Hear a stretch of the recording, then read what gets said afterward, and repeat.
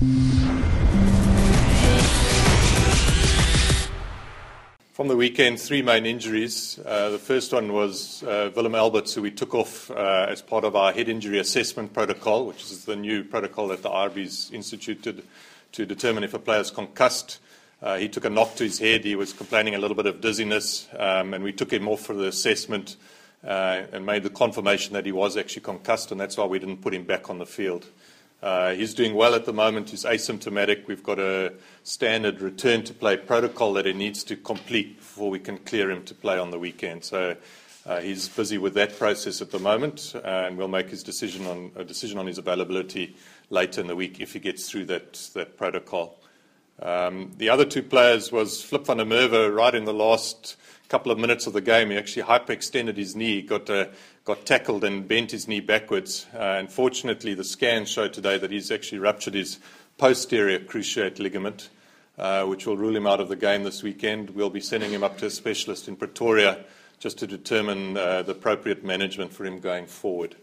And then the other one was Beast, also in a tackle. He took a knock to the top of his head, complained of some neck stiffness after the game, and I wasn't happy with his symptoms.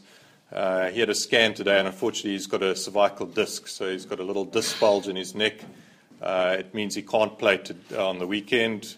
We will be sending him to a specialist in Durban to have a look at him and decide the appropriate way to manage him going forwards.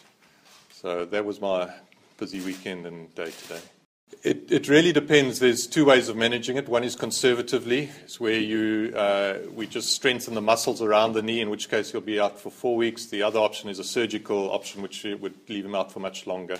So that's why we're getting up to see the specialist in Pretoria and make that decision. Generally, the older players we treat conservatively. The younger ones we'll actually operate on. So that's the decision that will be made with Flip and the specialist, and obviously with the Bulls as well, in terms of the best way forward for him. It's difficult to say at this stage. He's obviously got an acute disc. We need that to settle down, and that's why we're going to send him to the specialist in Durban to have a look at him and decide the best way forward for him.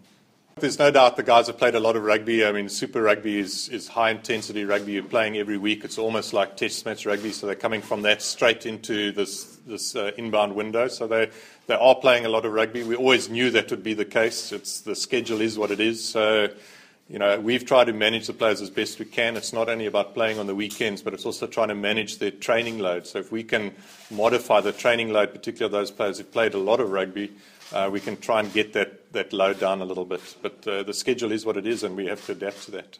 Look, it's always difficult, and it's been an ongoing issue between club versus country. I'll reiterate my previous point that it's not only in the games where the players need to be managed, but they need to be managed during the week in terms of training load. And I think all the franchises are very good at that.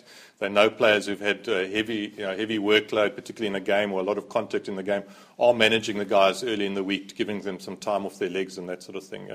In the end, they're also out there to try and win every game. They want to have their strongest team. So it's a tricky situation to try and balance. Yeah, I think certainly we watched their game against Argentina. They're on a good roll. They've won 3 on the bounce. It's their last game of the season with their new coach.